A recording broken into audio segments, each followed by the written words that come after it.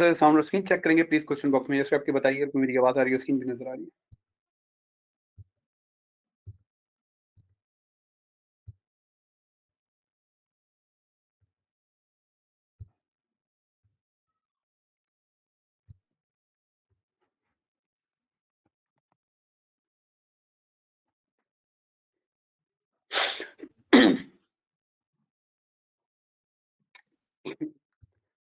Just 1 minute.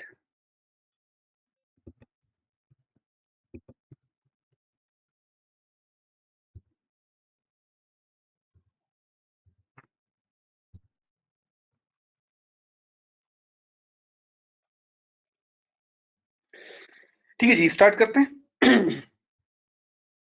अस्सलाम वालेकुम and good afternoon. मेरा नाम है साजिद खान गौरी और ये बिना रिएक्शन की तरफ से मैं आपकी खिदमत में लेके हाज़िर हो रहा हूँ। आज के वेबिनार का topic features of MT4 trading platform. पिछले वेबिनार में मैंने आपको मेटाट्रेडर 4 के तकरीबन 80 टू 90% फीचर समझाए थे।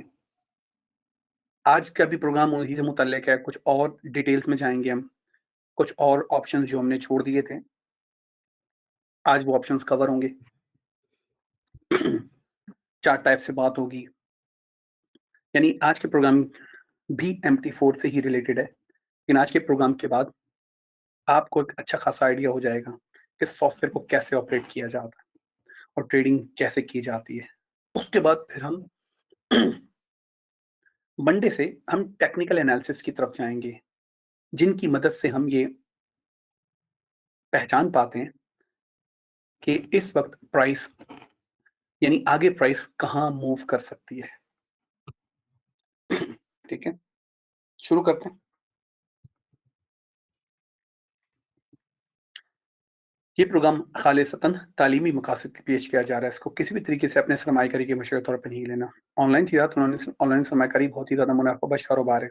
साथ ही साथ इसमें आपके सरमाए को भी बहुत ज़्यादा खतरात लाक होते हैं। इसलिए किसी भी किस्म का ऑनलाइन तिजारत या ऑनलाइन सरमायाकारी करने का फैसला करने से पहले इस बात को यकीनी बनाएँ कि आप गवर्नमेंट सर्टिफाइड और रेगुलेटेड इन्वेस्टमेंट एडवाइज़र से ज़रूर मशवरा करें। उस मशवरे के दौरान अपनी माशी हालात को ज़रूर मद्देनज़र रखें। जो भी मौके चार्ट पर आपको दिखाए जाते हैं, माज़ी में हो चुके हैं, उन्हें हालिया मार्केट के हालात की मुश्किलात का सामना नहीं करना पड़ता, जिसमें लिक्विडिटी कमी एक बहुत बड़ी सियासी माशी खबर जो इससे पहले कभी ना आई और मार्केट में बहुत तेज़ी ला सकती है। इसलिए माज़ी में हुई कारकर्दगी को मुस्तकबिल के नताज का दामन नहीं करा दिया जा सकता। इब्न आप जो आप देख रहे हैं, एक्शन की मलकियत है, इसे रिकॉर्ड करना अलाउ नहीं है, तो बराए मेहरबानी इसकी रिकॉर्डिंग से दूर रहिएगा।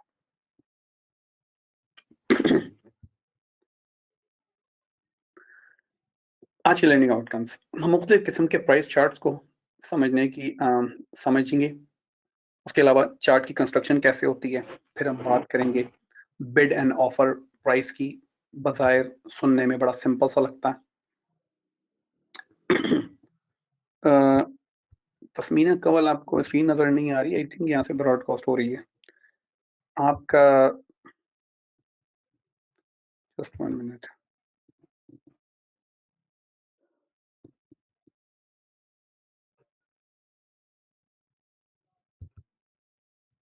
अच्छा। Just 1 minute.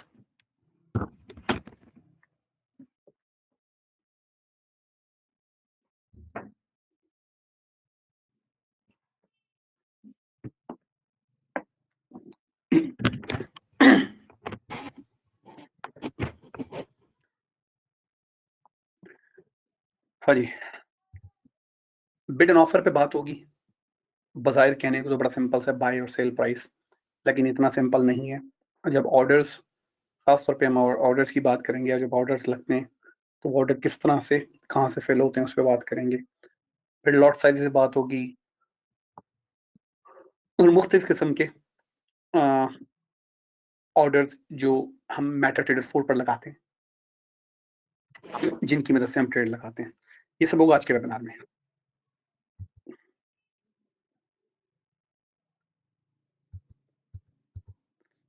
सबसे पहले टाइप ऑफ प्राइस चार्ट्स मैं आपको दिखा भी दूँ कि ये टाइप से मुराद हमारी क्या है।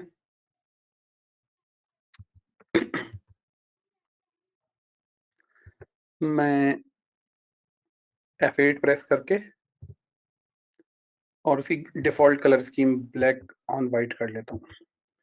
ये ज़रा ज़्यादा बेहतर समझ में आता है। अब देखें, ये 4 टाइप्स हैं यहाँ पे।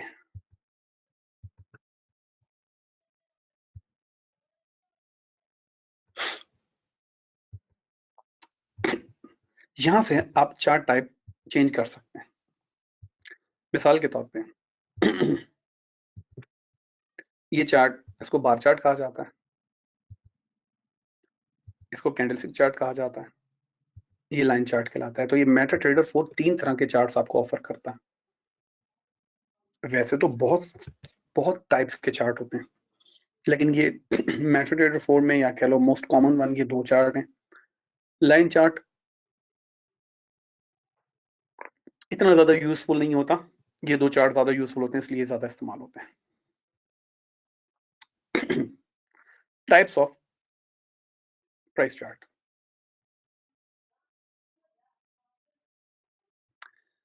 सबसे पहले बात करते हैं बार चार्ट की। इंटरबैंक मार्केट से जो भी, जिस इंस्ट्रूमेंट की भी, जिस पेयर की भी प्राइसेस आ रही होती हैं, वो प्राइसेस मेटाट्रेडर 4 उन्हें प्राइस चार्ट की सूरत में दिखाता है। और हमारे जितने भी टेक्निकल एनालिसिस होंगे, उसमें हमारी सारी महारत यही होगी कि हम इन प्राइस चार्ट्स को कैसे स्टडी करते हैं। पहले प्राइस चार्ट्स को समझेंगे, फिर इनमें बनने वाली शक्लें, उनके पैटर्न्स, उनको हम स्टडी करते हैं, और उससे हमें पता लगता है कि प्राइस के ऊपर जाने के चांसेस ज़्यादा हैं या नीचे जाने के।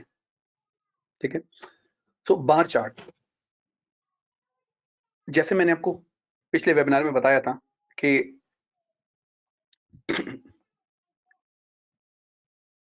टाइम फ्रेम्स, कि डिफरेंट टाइम फ्रेम्स में हम प्राइस चार्ट्स को स्टडी करते हैं, डिफरेंट टाइम फ्रेम में एनालिसिस करते हैं, तब जाके हमें पता चलता है कि प्राइस का ओवरऑल बिहेवियर क्या है।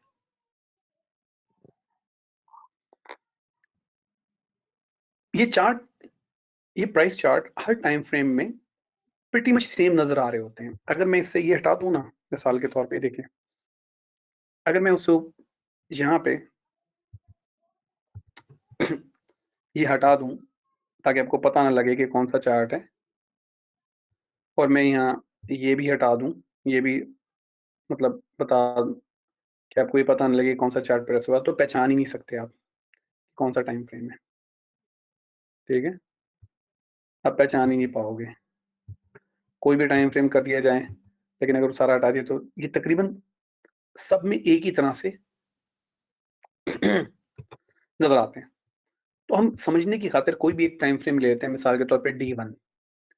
D1 का मतलब ये है कि इसमें बनने वाली जो भी बार होगी या कैंडल होगी, वो हमें 24 घंटे की प्राइस इंफॉर्मेशन दिखा रही होगी। अगर H1 का प्राइस चार्ट ले लेता हूँ, तो वो बार या वो कैंडलस्टिक हमें 1 घंटे की प्राइस की मूवमेंट की इंफॉर्मेशन दिखा रही होगी। इसी तरह अगर 30 मिनट्स, 15 मिनट, 5 मिनट, जो भी टाइम फ्रेम है ना, उस टाइम पीरियड के लिए, यानी ये जो बार या कैंडल है, वो उस टाइम पीरियड को रिप्रेजेंट कर रही होती है कि इस टाइम पीरियड के दौरान क्या-क्या प्राइस की एक्टिविटी हुई। तो हम इस एग्जांपल में डेली चार्ट ले रहे हैं, यानी 24 आवर्स की एक्टिविटी। बार में आप हमेशा देखेंगे कि लेफ्ट साइड पे एक छोटी सी लाइन होती है और राइट साइड पे लाइन होती है। जो लेफ्ट साइड की लाइन है, ये हमेशा ओपन प्राइस को रिप्रेजेंट कर रही होती है। ओपन प्राइस का मतलब है कि जब ये टाइम फ्रेम स्टार्ट हुआ, उस वक्त प्राइस कहाँ पर थी, इसको रिप्रेजेंट करती है। यानी टाइम फ्रेम जब स्टार्ट हुआ, उस वक्त ये प्राइस कहाँ पे थी। तो लेट्स से कि फॉरेक्स में न्यूयॉर्क क्लोज होता है रात 2 बजे, उसके फौरन बाद ही, क्योंकि फौरन बाद ही अ, अगला दिन शुरू हो जाता है, तो उस वक्त प्राइस जहाँ भी होती है वो ओपन प्राइस के तौर पे रिकॉर्ड हो जाती है। या अगर 1 आवर का चार्ट है, तो हर घंटे के पहले सेकंड में की जो प्राइस है वो ओपन प्राइस के तौर पे रिकॉर्ड हो जाएगी। यानी ये टाइम फ्रेम यहाँ से स्टार्ट हुआ। अब उस 24 घंटे के दौरान प्राइस नहीं गिनन ऊपर नीचे कहीं तो जाना ही जाना है। वो ज़्यादा जब प्राइस जितना ऊपर जाएगी, वो हाई प्राइस के तौर पे रिकॉर्ड हो जाएगी। ज़्यादा से ज़्यादा प्राइस जितना नीचे आएगी, वो लो प्राइस के तौर पे रिकॉर्ड हो जाएगी। और जैसे ही 24 आवर्स कंप्लीट होंगे, क्लोज़ प्राइस के तौर पे रिकॉर्ड हो जाएगी प्राइस। तो यानी ये हमें 4 किस्म की इन्फॉर्मेशन दिखा रही है। ओपन प्राइस, हाई प्राइस, लो प्राइस, क्लोज़ प्राइस। तो यानी 24 घंटे के दौरान, जब 24 घंटे स्टार्ट हुए तो उस वक़्त प्राइस कहाँ थी? इस 24 घंटे के दौरान ज़्यादा से ज़्यादा प्राइस कितना ऊपर रही है, ज़्यादा से ज़्यादा प्राइस कितना नीचे रही है, और जब 24 घंटे कंप्लीट हुए तो प्राइस कहाँ पर बंद हुई, ठीक है? अब अगर ओवरऑल देखा जाए तो प्राइस ने इन इस टाइम फ्रेम में, जो भी टाइम फ्रेम है, उसमें ऊपर की तरफ ट्रैवल किया है। क्यों? क्योंकि टाइम फ्रेम जब शुरू हुआ था तो प्राइस यहाँ पे थी, टाइम फ्रेम जब खत्म हुआ तो प्राइस यहाँ पे थी। इसका मतलब प्राइस ने ऊपर की तरफ ट्रैवल किया। इस निस्बत से इसे अप बार कहा जाता है। इसका एक और नाम है, इसे बुलिश बार भी कहा जाता है। अब बुलिश क्यों कहा जाता है? बुल का मतलब होता है भैंसा। तो ट्रेडिंग और इन्वेस्टमेंट की ज़बान में 2 इस्तिलाहात इस्तेमाल होती हैं, बुलिश या बेरिश। बुलिश का मतलब होता है जब मार्केट चार्ट की प्राइस ऊपर जा रही हो, या मार्केट में प्राइसेज़ ऊपर जा रही हों या जाने वाली हों, तो हम कहते हैं मार्केट बुलिश है। इसी तरह इसका उलट, अगर चार्ट में प्राइसेज़ नीचे की तरफ आ रही हों या नीचे जाने वाली हों, तो हम कहते हैं मार्केट बेरिश है। अब बुल भैंसे को कहते हैं और बेयर रीच को कहते हैं। ये नाम क्यों रखे गए?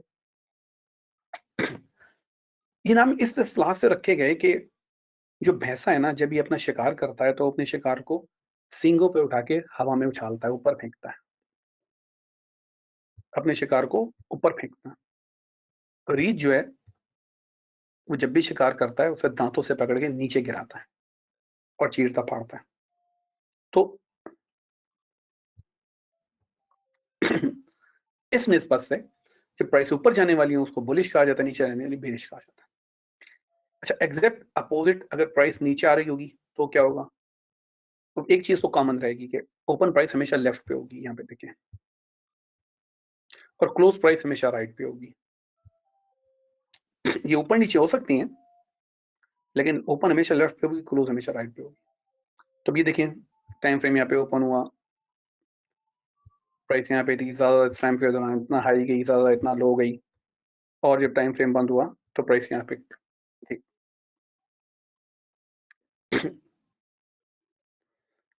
अभी इसमें भी 4 इन्फॉर्मेशन, और अगर देखा जाए तो टाइम फ्रेम शुरू हुआ, प्राइस यहाँ पे थी, और टाइम फ्रेम जब खत्म हुआ तो प्राइस यहाँ पे थी। तो यानी प्राइस एक्चुअली डाउनवर्ड आई है। इस वजह से डाउन बार भी कहा जाता है, बेरिश बार कहा जाता है। इसको कहा जाता है बार चार्ट। जो सबसे मशहूर तरीन प्राइस चार्ट है, उसको कैंडलस्टिक चार्ट कहा जाता है, जैपनीज कैंडलस्टिक, क्योंकि जापानियों ने ये बनाई थी। Japanese candlestick chart. Exchange based trading कब शुरू हुई थी? वैसे तो तिजारत अज़ल से है, लोग तिजारत करते थे बाज़ारों में, लेकिन एक प्रॉपर हाउस जो ट्रेडिंग थी, वो कब शुरू हुई थी? कहा जाता है कि 450 साल पहले कोई 2 आई 2 जो है वो थ्योरीज़ हैं। एक थ्योरी ये कि चाइनीज़ ने जापानीज़ ने सबसे पहले चावलों की तिजारत शुरू की थी। एक थ्योरी ये भी है कि जर्मनी में येलो कलर के फूल होते हैं, जिनको डैफोडिल्स कहा जाता है। जर्मनी में डैफोडिल्स की तिजारत शुरू हुई थी। अब दोनों में से कौन-सी पता नहीं सही है, लेकिन जैपनीज़ कैंडलस्टिक चार्ट को देख के लगता है शायद जापानियों ने पहले शुरू की, क्योंकि ये कैंडलस्टिक चार्ट उन्होंने बनाए थे। इसको कैंडल क्यों कहा जाता है? अगर आप इसको इस तरह देखें, तो आपको एक मोमबत्ती की सूरत में नज़र आएगी। अब होता क्या है? बुलिश कैंडल को व्हाइट या ग्रीन कलर से रिप्रेजेंट किया जाता है। बेरिश कैंडल को ब्लैक या रेड कलर से रिप्रेजेंट किया जाता है। तो आप 2 कलर स्कीम रखना चाहें, रख लें। ब्लैक एंड व्हाइट रखें, या ग्रीन एंड रेड रखें, ये आपके ऊपर है। दिखने में दोनों एक ही तरह होती हैं, इसलिए इनका कलर मैटर करता है। ये तो अगर दोनों काली भी हो ना, तो हमें पता चल जाएगा कि यहाँ पे प्राइस ऊपर गई है, यहाँ पे प्राइस नीचे। कैसे पता लगेगा? ओपन हमेशा लेफ्ट पे होगा। लेकिन क्योंकि बॉडी एक तरह से होती है, तो अगर आपका कलर अगर सम का सेम कर दें, आपको ये नहीं पता चलेगा कि प्राइस में कहाँ से कहाँ गई। चलो आप ये देख के बता सकते हो कैंडल्स बन कहाँ रही हैं, लेकिन इंडिविजुअल कैंडल में आप कभी भी नहीं बता पाओगे। तो इसलिए कलर से डिफरेंशिएट किया जाता है। अब जो व्हाइट कलर की कैंडल होती है, इसमें जो कैंडल की बॉडी है, उसका निचला पार्ट ओपन प्राइस होता है और ऊपर वाला पार्ट क्लोज प्राइस होता है।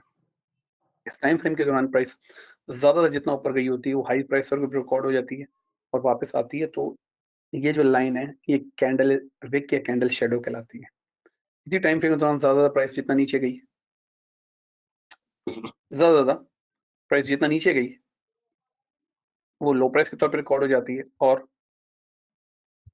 फिर प्राइस ऊपर वापस आके जहाँ भी अपने क्लोज पे बंद हुई। तो इनको कैंडल विक या कैंडल शैडो कहा जाता है। और ये कैंडल की बॉडी कहलाती है, जो तरकीयत ओपन और क्लोज प्राइस से मिलकर बनती है। तो अब गौर से देखें कि अगर मैं इस बार चार्ट को हम कंप्यूटर को कहें कि यार से कैंडलस्टिक में कन्वर्ट कर दो, तो कंप्यूटर करता किस तरह से? गौर से देखिएगा। यहाँ से, ठीक है, और एक यहाँ पे ये कैंडलस्टिक बन गई। ये दरमियान की लाइट में इरेज करती। तो अब गौर से देखें, ये वही ओपन प्राइस है, ये वही क्लोज प्राइस है, ये वही हाई प्राइस है और ये वही लो प्राइस है। अज़ान हो रही है, सिर्फ हम 2 मिनट वेट करते हैं, उसके बाद शुरू करते हैं।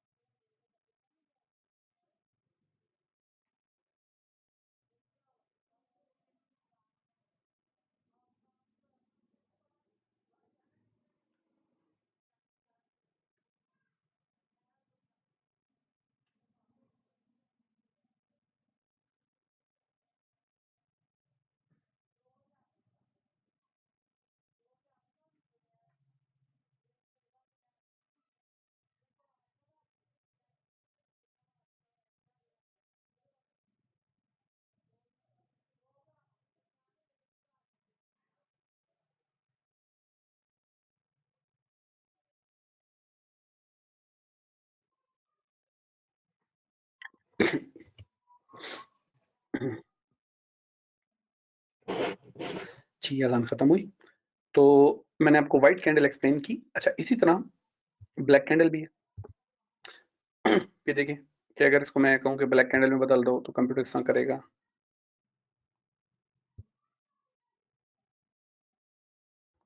ठीक है? और इसे फिल कर देगा।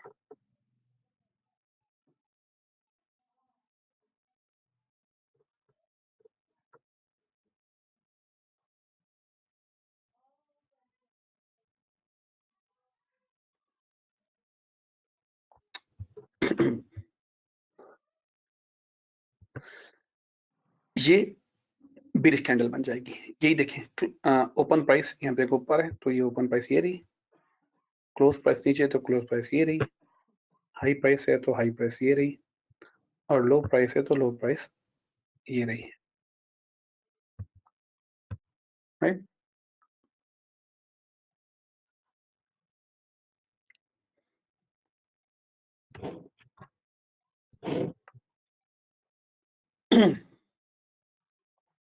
तो इस तरीके से ये 2 प्राइस चार्ट्स को हम स्टडी करते हैं। आगे चल के हम टेक्निकल एनालिसिस में मोस्टली कैंडलस्टिक यूज़ करेंगे। उसमें मैं आपको बताऊँगा कि हम कैसे एंटिसिपेट करते हैं कि प्राइस कहाँ जाने वाली है।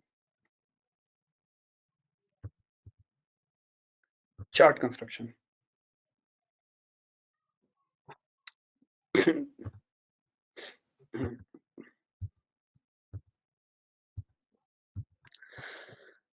जब हम चार्ट खोलते हैं और डिफ़ॉल्ट कलर थीम होती है इसके अंदर। ये देखें,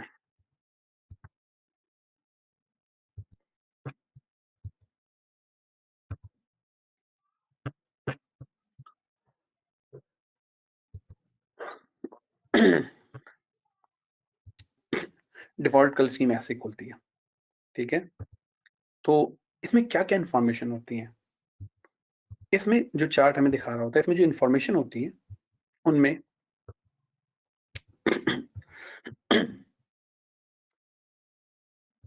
यहाँ पे पेयर का नाम, टाइम फ्रेम और फिर ओपन, हाई,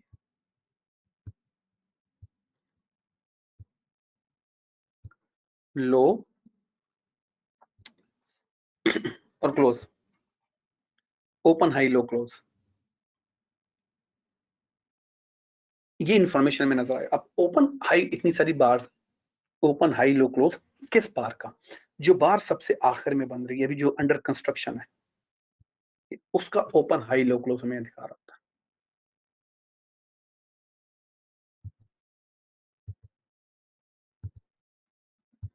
इस ओपन, हाई, लो, क्लोज़ को हम गायब भी कर सकते हैं। मिसाल के तौर पे नज़र आ रहा है ना ओपन, हाई, लो, क्लोज़। मैं क्या करूँगा? F8 प्रेस करूँगा या राइट क्लिक करूँगा। या राइट क्लिक करके प्रॉपर्टीज़ में आऊँगा, वही चीज़ आ जाएगी। कलर कॉमन, कॉमन में आपको वैसे शो ओएचएलसी, अगर मैं इसको गायब करूँ, तो देखिए वो प्राइसेज़ गायब हो गई लेफ्ट पे। और अगर मैं वापस करूँ, शो ओएचएलसी, ये प्राइसेज़ आ जाएँगी। ठीक है? उसके बाद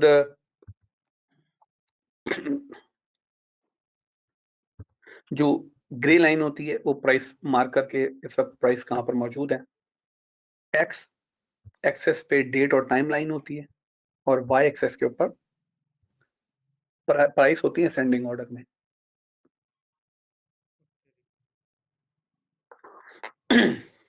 ठीक है? अच्छा, इसके अलावा नीचे देखें, प्रोफाइल पे अभी हम बात करते हैं। ठीक है? हम अगर किसी भी बार के ऊपर अपना कर्सर रखते हैं ना, तो उसकी इन्फॉर्मेशन हमें नीचे नज़र आएँगी। मिसाल के तौर पे अगर यहाँ पे हम कर्सर रखते हैं, तो नीचे उसकी इन्फॉर्मेशन हमें नज़र आएँगी। जैसे किस डेट को ये बार बनी, टाइम क्या था, इस बार के अंदर ओपन प्राइस, हाई प्राइस, लो प्राइस और क्लोज़ प्राइस क्या थी, और इस पर वॉल्यूम यानी कितना तिजारती हुजम इस पे बना था।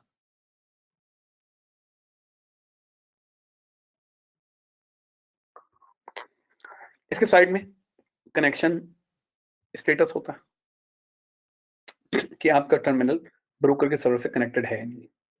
तो ये जो इन्फॉर्मेशन होती है हमें नज़र आ रही होती है, ठीक है? अब बात करते हैं प्रोफ़ाइल के ऊपर, जो हमने पिछले वेबिनार में जानबूझ के छोड़ दी थी। प्रोफ़ाइल क्या होती है? फॉर एग्ज़ाम्पल हम आगे चल के बाज़ ऐसा मेथड सीखेंगे, जो हमें सिर्फ़ 4 पेयर पे अप्लाई करना है।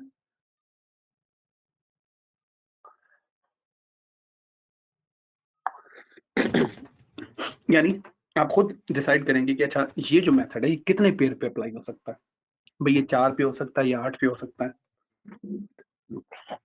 तो अगर एक मेथड 4 पेयर पे अप्लाई हो सकता है, तो हम बहुत सारे चार्ट्स क्यों डाल के रखें? हम बहुत सारे चार्ट्स क्यों ऐड करके रखें? 4 ऐड कर लें, लेकिन फिर क्या हमें अगर ऐसा मेथड यूज़ करना पड़े जो 8 चार्ट या 10 चार्ट या 12 चार्ट पे होता है, तो फिर हमें दोबारा चार्ट डालें, निकालें, डालें, निकालें। इससे बचने के लिए आप प्रोफाइल बना सकते हैं। मिसाल के तौर पे नीचे देखो, राइट क्लिक करेंगे, सेव प्रोफाइल एज़, नाम दें, ओके कर दें। उसके बाद जितने चार्ट इसमें रखना चाहते हैं रखें, एक प्रोफाइल बन जाएगी। फिर दोबारा जाएँ, सेव प्रोफाइल एज़, अगर 8-10 चार्ट रखना चाहें, वो चार्ट रखें इसमें, तो पहले नाम दें, सेव हो जाएगी, फिर उसके बाद इसमें चार्ट रखें, बाकी डिलीट कर दें।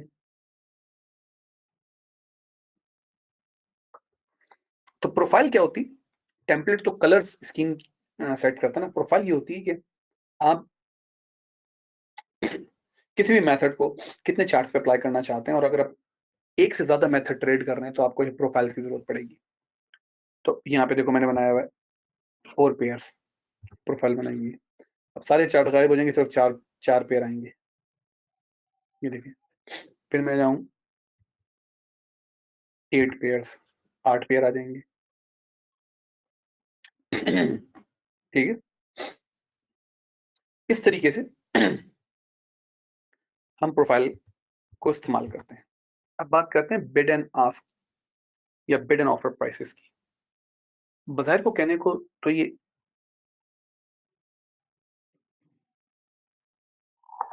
बाय और सेल प्राइस होती हैं, लेकिन इनकी वर्किंग को समझना बहुत ज़रूरी होता है। आइए, मैं आपको समझाता हूँ। वापस चलते हैं ऑल चार्ट्स पे।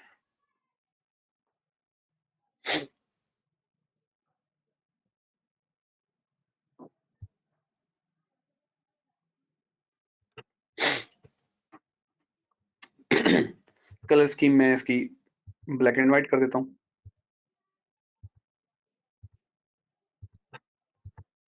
राइट क्लिक किया, ग्रेड इसका गायब कर देते हैं और कैंडलस्टिक पे रखते हैं। ठीक है?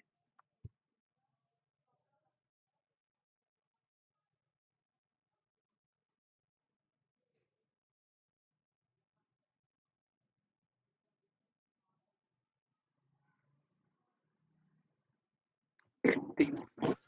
और फिर जाते हैं छोटे टाइम फ्रेम पे। अब गौर से देखें, आपको एक प्राइस नज़र आ रही है इसमें, ठीक है? लेकिन एक प्राइस नहीं होती, हर पेयर में 2 प्राइसेज़ होती हैं। दूसरी प्राइस कैसे लाई जाती है? राइट क्लिक करेंगे, प्रॉपर्टीज़ में गए या F8 प्रेस करके प्रॉपर्टीज़ में गए, कॉमन के टैब में आए और देखो शो आस्क लाइन, क्लिक करूँगा, अब देखो 2 प्राइसेज़ नज़र आना शुरू हो जाएँगे आपको। आप शायद हैरान हो कि ये कैसे मुमकिन है कि किसी भी चीज़ की 2 प्राइसेज़ कैसे हो सकती हैं? 1 होनी चाहिए ना? ये याद रहे कि डीलर के लिए हर चीज़ की 2 प्राइसेज़ होती हैं। फॉर एग्ज़ाम्पल आप एक दुकानदार से चीनी लेने जाते हो, वो आपको ₹100 की बेचता है, लेकिन क्या वो ₹100 की खरीद रहा होगा? नहीं, वो खरीद रहा होगा ₹95 की, ₹90 की। तो दुकानदार के लिए तो 2 प्राइसेज़ हो जाएँगी ना। एक प्राइस होगी उसकी कीमत-ए-खरीद और दूसरी प्राइस होगी कीमत-ए-फ़रोख्त। दुकानदार के लिए, डीलर के लिए हमेशा 2 प्राइसेज़ होती हैं हर चीज़ की और जो उसका दरमियान का फ़र्क उसको मुनाफ़ा कहते हैं। यानी ₹95 किलो चीनी खरीदी, ₹100 बेच दी, ₹5 मुनाफ़ा रख लिया। तो फाइनेंस की ज़बान में इसे स्प्रेड कहते हैं, SPREAD स्प्रेड, ठीक है? यानी जो बाय और सेल का दरमियानी फ़र्क है, स्प्रेड यही ब्रोकर दर की किताब से चार्ज करता है, ठीक है? ब्रोकर यही आपसे चार्ज करता है।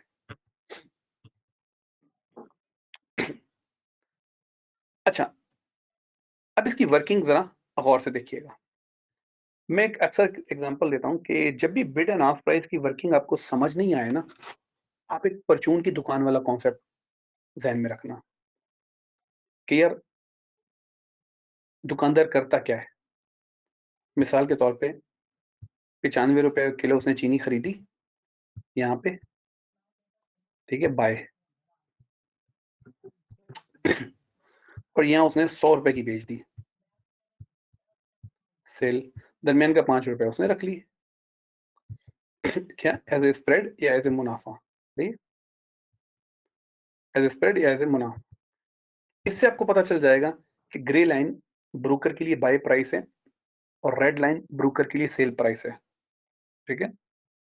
अब इसी कॉन्सेप्ट को अगर हम आगे लेके चलें, तो हम जब बाय करते हैं तो ब्रोकर क्या करता है? ब्रोकर हमें सेल करता है, तो फिर हम जब बाय करेंगे, हमारी ट्रेड इस प्राइस से खुलेगी,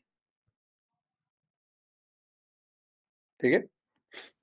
हम जब सेल करेंगे, तो ब्रोकर हमसे बाय कर रहा होगा, तो इसलिए हम जब सेल करेंगे तो हमारी बाय हमारी इससे खुलेगी और सेल हमारी इससे खुलेगी, ठीक है? और होता क्या है, जैसे बाय किया ना, ब्रोकर सबसे पहले तो अपना स्प्रेड काट लेता है। अब बाय ट्रेड जो क्लोज़ होती है ना, वो निचली प्राइस से क्लोज़ होती है। खुलती ऊपर वाली प्राइस से है, लेकिन क्लोज़ नीचे वाली प्राइस से होती है। सेल यहाँ पे हो गया, ब्रोकर यहाँ पे आपको ओपन देगा। लेकिन ये ट्रेड आपके लगते ही ब्रोकर आपसे स्प्रेड काट लेगा अपना मुनाफ़ा और आपकी जो सेल ट्रेड क्लोज़ होगी वो रेड लाइन से होगी। तो ये याद रखें कि बाय ट्रेड शुरू एक प्राइस से होती है, खत्म दूसरी पे होती है। इसी तरह सेल ट्रेड भी शुरू एक प्राइस से होती है, खत्म दूसरी पे होती है।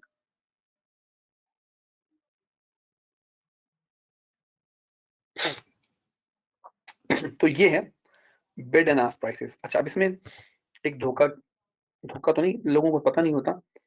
गौर से देखें, जो कैंडल बन रही है वो बिड से बन रही है, हाथ से नहीं बन रही। अब यहाँ पे बड़े मसले आते हैं लोगों को।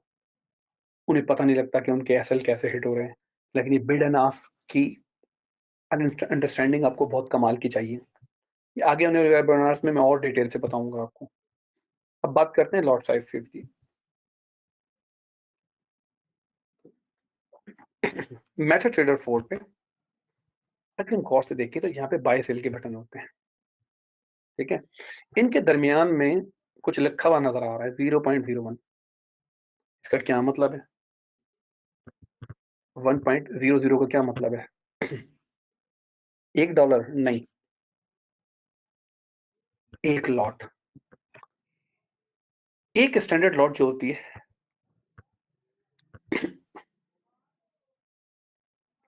1 स्टैंडर्ड लॉट $10 की होती है। यानी $10 पर पिप लगते हैं, 1 स्टैंडर्ड लॉट। और ये नज़र कैसे आ रही होती है बाय सेल के बटन के दरमियान ऐसे।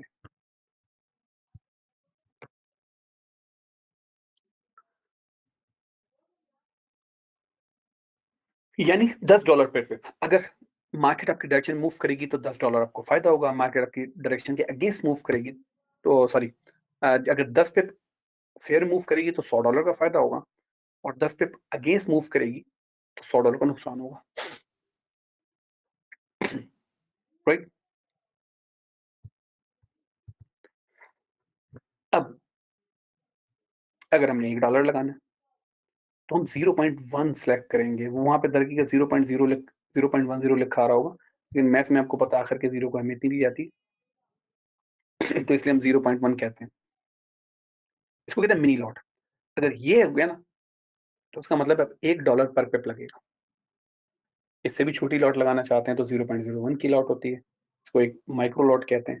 इसमें 10 सेंट लगते हैं। डॉलर में 100 सेंट होते हैं तो 10 सेंट पर पिप लगते हैं। यानी इस लॉट के साथ अगर 10 पिप की ट्रेड पॉजिटिव करोगे तो $1 का फायदा होगा, 10 पिप की ट्रेड नेगेटिव करोगे तो $1 का नुकसान होगा।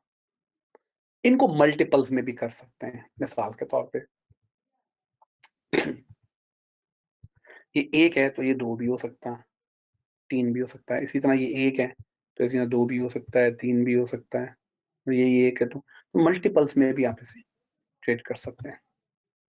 जब स्टैंडर्ड लॉट लगती है ना तो इंटरबैंक मार्केट के में आप बेस करेंसी डॉलर के जो आप 100 यूनिट्स 100,000 यूनिट्स बाय कर रहे हो, यानी स्टैंडर्ड लॉट जब लगी होती है ना तो इंटरबैंक मार्केट में $1,00,000 ऊपर नीचे हो रहा होता है। जब 0.1 की लॉट लगाते हैं तो इंटरबैंक मार्केट में 10,000 करेंसी की यूनिट्स ट्रेड हो रहे होते हैं और 0.01 में 1000 यूनिट, यानी लेवरेज के बाद।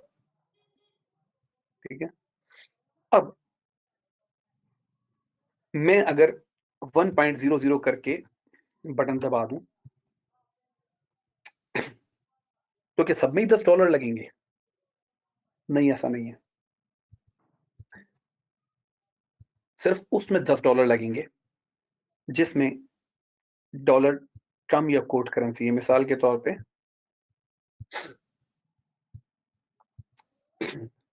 Euro USD,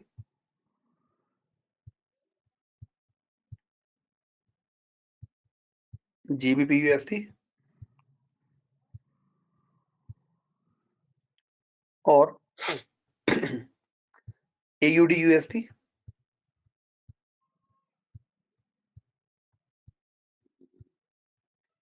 NZD USD,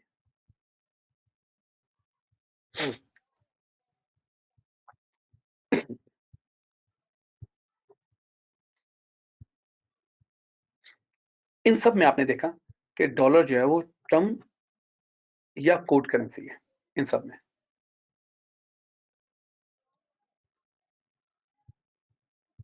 dollar term या कोट करेंसी, इन सारे पेयर्स में 1 स्टैंडर्ड लॉट का मतलब होता है $10, 1 मिनी लॉट का मतलब होता है $1, 1 माइक्रो लॉट का मतलब होता है 10 सेंट। लेकिन जो बाकी पेयर्स हैं उनमें क्या, उनमें फिर हम एक फार्मूला इस्तेमाल करते हैं। फार्मूला जिनमें डॉलर बेस करेंसी होती है, मैं उन पेयर का बता रहा हूँ, जैसे USD JPY, USD CHF, USD CAD, ये सारे वो पेयर हैं जिनमें डॉलर पहले आता है। इनका फार्मूला क्या होता है? मैं आपको फार्मूला भी बता देता हूँ।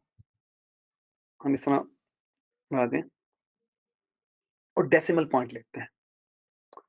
आपको याद होगा पहले वेबिनार में आपको बताया था कि कौन सा डेसिमल पॉइंट पिप होता है। जो जैपनीज जिनके पेयर होते हैं ना उनमें दूसरा डेसिमल पॉइंट पिप होता है। तो हम यहाँ पे लिखेंगे 0.01।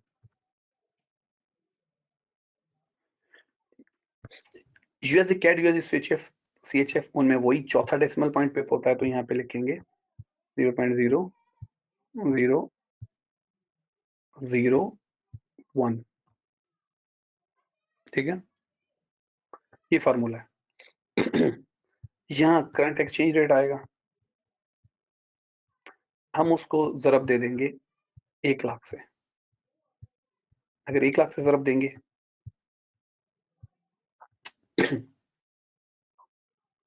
तो स्टैंडर्ड लॉट कैलकुलेट हो जाएगी। अगर 10,000 से ज़रब देना है तो मिनी लॉट कैलकुलेट हो जाएगी। अगर 1,000 ज़रब देना है तो माइक्रो लॉट कैलकुलेट हो जाएगी। तो इसी तरह हम यहाँ भी यूएसडी कैड या सीएचएफ का करंट एक्सचेंज रेट लेंगे और मल्टीप्लाई करेंगे लेट्स से कि 100,000 से। आइए देखते हैं।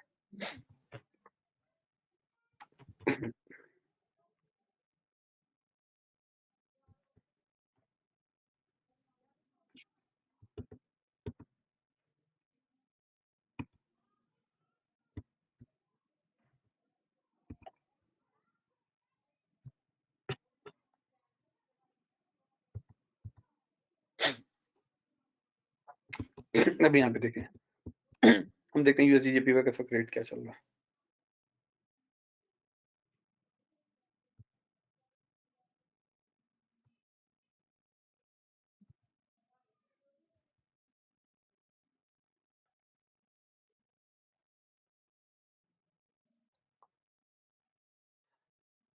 यूएसजेपीवाई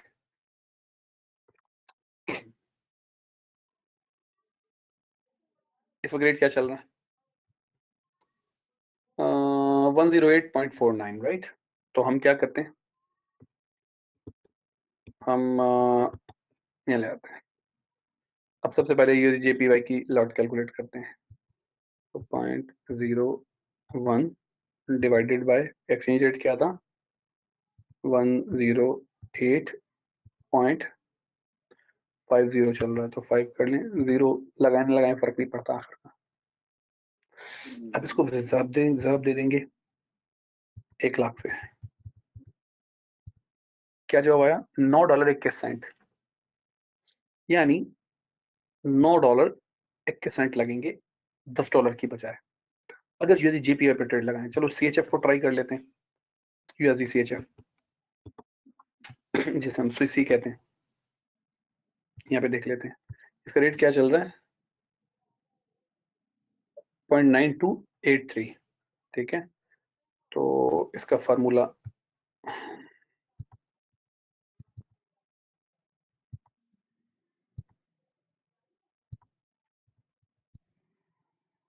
ये आ गया, डिवाइडेड बाय एक्सचेंज रेट क्या है, 9283.9283 जरब दे देंगे 1 लाख से।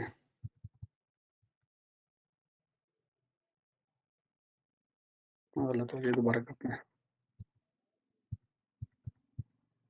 1 डिवाइडेड बाय 0.9283 टाइम्स, देखिए 10.77, यानी अगर आप इसमें 1 स्टैंडर्ड लॉट इस्तेमाल करें तो $10.77 लगेंगे, ठीक है। और इसी तरह मैंने आपको बताया कि ये जो फार्मूला है इसमें अगर आप जरब दे रहे हो 1 लाख से तो स्टैंडर्ड लॉट कैलकुलेट होगी, 10,000 से तो मिनी लॉट, और 1,000 से माइक्रो लॉट। अच्छा, जो ऐसे भी पेयर होंगे जिनमें डॉलर होगा ही नहीं, ना आगे ना पीछे, ना बेस करेंसी, ना टर्म, ना कोड करेंसी, उसमें डॉलर, उसमें हम 2 एक्सचेंज रेट एंटर करेंगे, जैसे एयूडी एनजेडी का करेंगे, तो एयूडी का यूएसडी के साथ, एनजेडी का यूएसडी के साथ, और किस तरह करके हम उसकी लॉट को कैलकुलेट करेंगे। आखिर में ऑर्डर टाइप्स, जब हम प्लेटफॉर्म पे ऑर्डर लगाते हैं, ब्रोकर को जब ट्रेड करना चाहते हैं तो ब्रोकर को ऑर्डर भेजते हैं। पहले ये ऑर्डर फोनों पे जाते थे, आजकल ये ऑर्डर सॉफ्टवेयर में इलेक्ट्रॉनिकली जाते हैं। ऑर्डर किस तरह किस कितनी किस्म के होते हैं? 2 तरह के ऑर्डर होते हैं, एक एंट्री ऑर्डर होते हैं और एक एग्जिट ऑर्डर्स होते हैं, ठीक है। ये एग्जिट ऑर्डर्स हैं।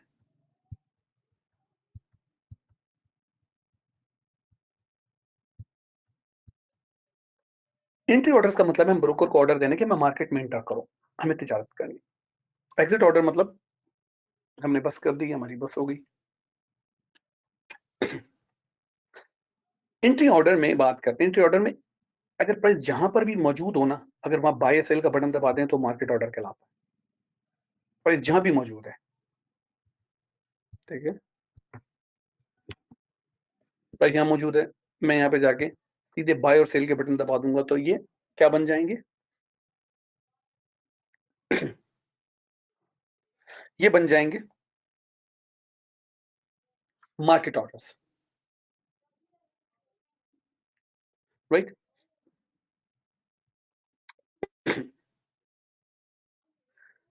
अच्छा, इसके अलावा भी ऑर्डर्स होते हैं, एंट्री ऑर्डर्स कैसे? फॉर एग्जांपल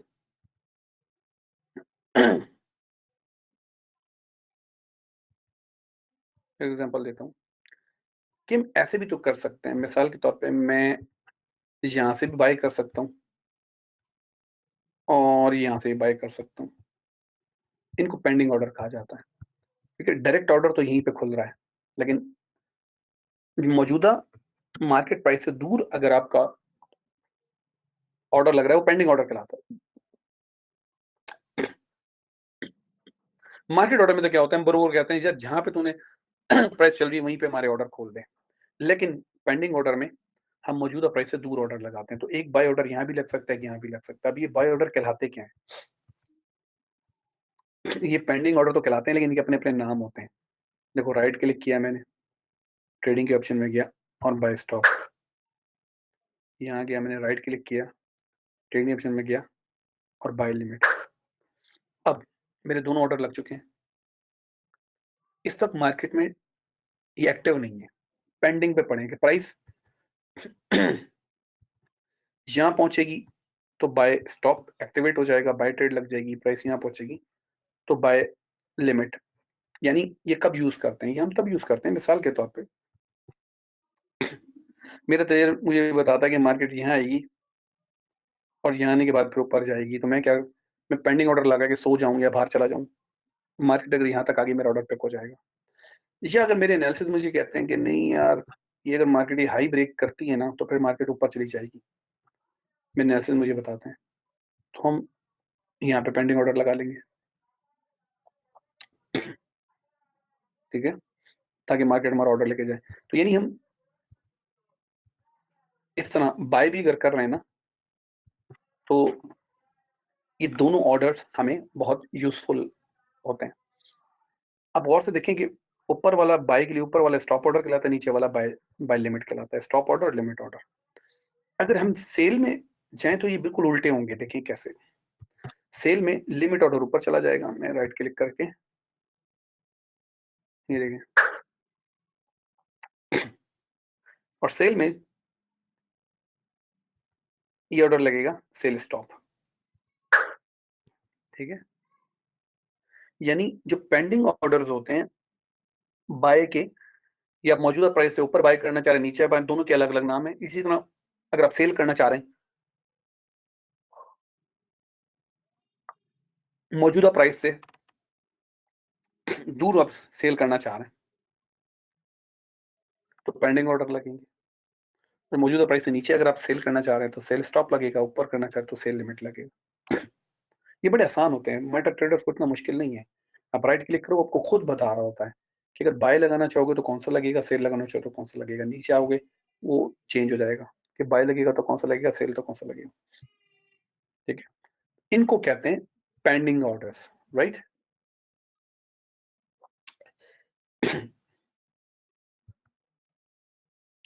ऑर्डर लगे हुए हैं, अभी एक्टिवेट नहीं हुए हैं, अभी हमको बंद कर देंगे, ठीक है? हमने अपने पेंडिंग ऑर्डर डाल लिए। अब आती है बात एग्ज़िट ऑर्डर्स पे, ठीक है?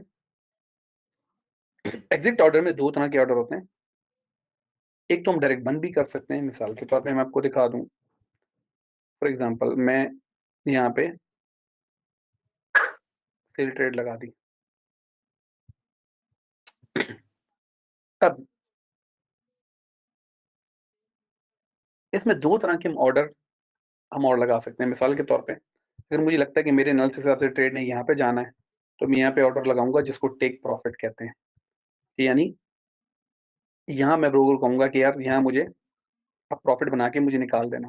अगर मैं ऊपर लगाता हूँ कि यार प्राइस उल्टी निकल गई, अगर यहाँ से ऊपर निकल गई तो बहुत ऊपर चली जाएगी, तो मैं क्या करूँगा? मैं थोड़े फासले के बाद एक स्टॉप लॉस लगाऊँगा। क्योंकि अगर मार्केट अपने पिछला हाई ब्रेक करके ऊपर उड़ती हुई जाती है, तो मुझे सेल में ट्रेड रहने की ज़रूरत नहीं है। तो टीपी का मतलब होता है टेक प्रॉफिट, एसएल का मतलब होता है स्टॉप माय लॉस। यानी एक सिंपली एक ब्रोकर को कहा जा रहा होता है कि यार यहाँ तक आ जाए तो मुझे प्रॉफिट बना के निकाल देना, यहाँ से ऊपर चली जाए तो मुझे लॉस देके मेरी ट्रेड बंद कर देना, क्योंकि मैं नहीं चाहता कि मुसलसल ऊपर जाती रहे, मुसलसल ऊपर जाती रहे। ठीक है? अब देखिए, यहाँ पे ट्रेड लगी हुई है, इसने स्प्रेड काट लिया था ब्रोकर ने, और अब जैसे-जैसे अगर नीचे आ रही है, तो स्प्रेड खत्म हो रहा है। वो स्प्रेड एंड खत्म हो रहा है और उसके बाद ये प्रॉफिट दिखाना शुरू करेगा। सो ये होते हैं ऑर्डर टाइप्स जिनके थ्रू हम ट्रेड करते हैं। आज का वेबिनार यहीं पे खत्म हुआ। अब आपसे आपके सवाल लेते हैं। सबसे पहले बताएँ वेबिनार कैसा लगा? फिर मैं आपके सवाल लेता हूँ।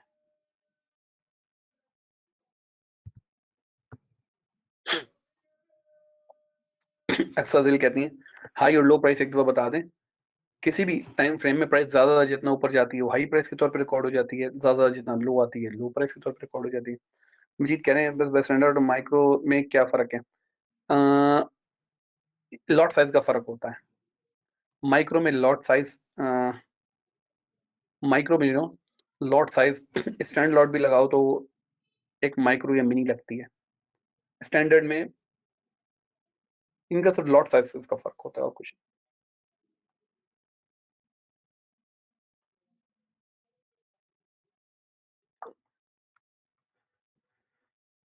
हाँ जी, और कोई क्वेश्चन?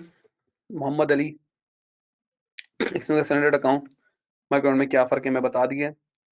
अली बहादुर गुल, न्यू इंडिकेटर M4 पे ऐड करने का तरीका भी प्लीज़ बता दें, मैं आपको बता देता हूँ। ये मैंने बताया हुआ है, आप फिर भूल जाते हैं, ठीक है? और ट्रेड बंद कर देते हैं।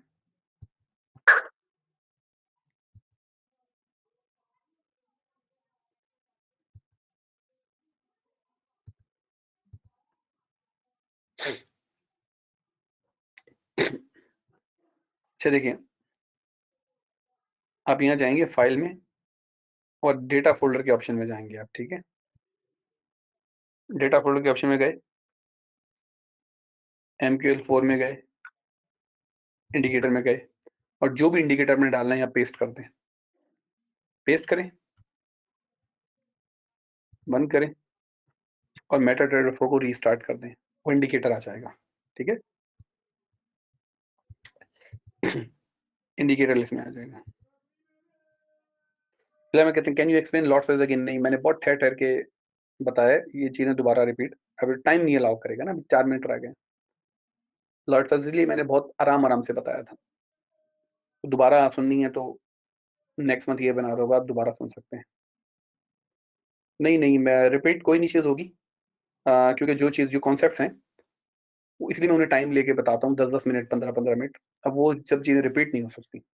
सवाल है वैसे पूछें, रिपीट का ना पूछा करें। तो रिपीट कोई चीज़ें नहीं हो मतलब कुछ चीज़ें जिन्हें बहुत डिटेल से समझाता हूँ, वो रिपीट नहीं हो सकती।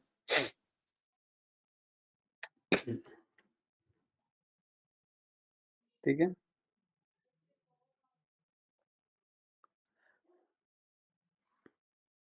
वेलकम, शकील अहमद।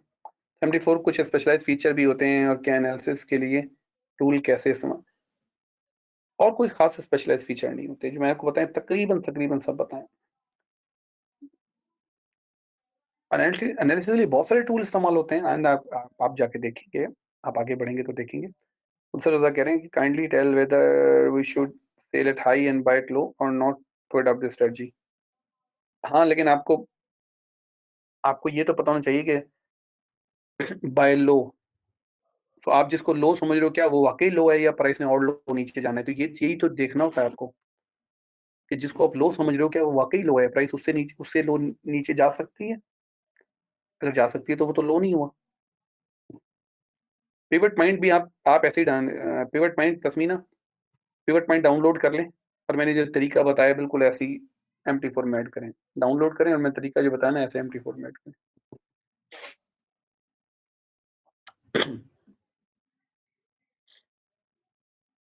गोल्ड में गोल्ड में जो लॉट साइज़ है वो सेम स्टैंडर्ड लॉट साइज़ ही इस्तेमाल होते हैं। क्योंकि जो डॉलर है वो बेस करेंसी टर्म करेंसी है ना, टर्म या कोड करेंसी है, इसलिए डॉलर में जो स्ट्रेट फॉरवर्ड लॉट साइज़िंग होती है वो यूज़ होती है।